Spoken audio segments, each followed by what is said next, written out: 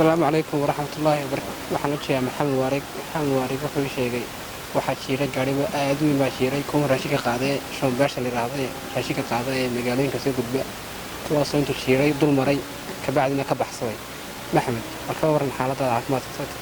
xaaladdeeda caafimaad khaaladooda maxay toolay wadarkaysaa dee dhibkaasay soo gaadhay ad arkayso maxay toolay dhawaana la cabdilanahay muddo badan deetana waxaan damcay inaan walaalahayga muslimiinta maxay toolay dadka caawiya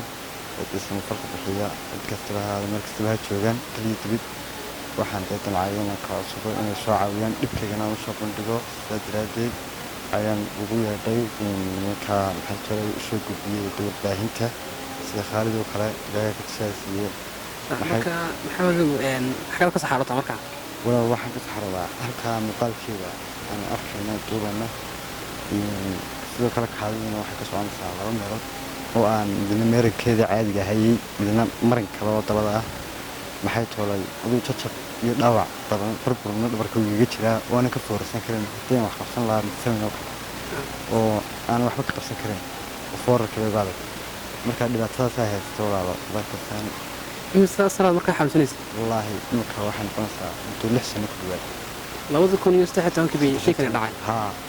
ayuu arkaasi gaar intaaba waxa muxuu ahaa gargaaro biyaansama weli meesha aduu xoogaa ahaa waan helay laakiin haddana waxay iga baxeen bahalada imika badda aanan haynin ee maran waa 3 bilood oo 3 kilo waxaa laga yaabaa inay ugu badnaadaan 2 bilood kale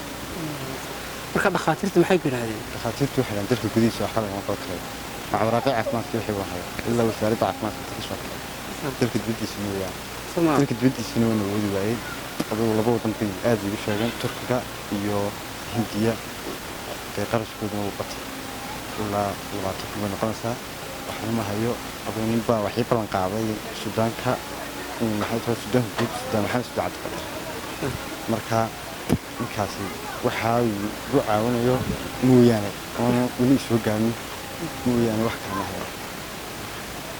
waxaan ugu kacsanayaa inay waxaa kale day karayaan isgoodana ilaahay dadkiisa caawiyaan insha Allah ilaahay wax ka baray ilaahay sidii diga maaray dadka shimirka ka soo dhigo insha Allah amiin aniga iyo walaalkii maxamed waxaan uga codsanaynaa qof walba oo Soomaaliyeed oo muuqaalkan daawanaya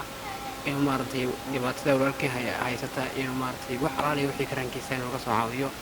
insha Allah waxaan dirajeenayaa qof walba oo maartay muuqaalkan daawan inuu soo caawin doono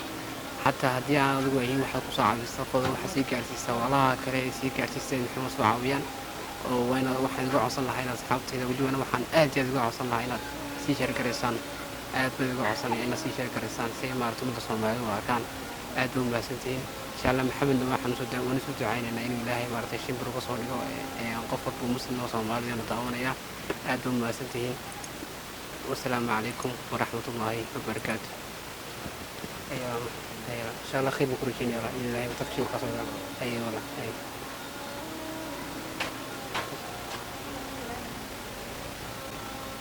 بسم الله الرحمن الرحيم والله بركيب وحويه 0633 كلا 511 657 0633 511 657 محمد مبارك عبد الله حسن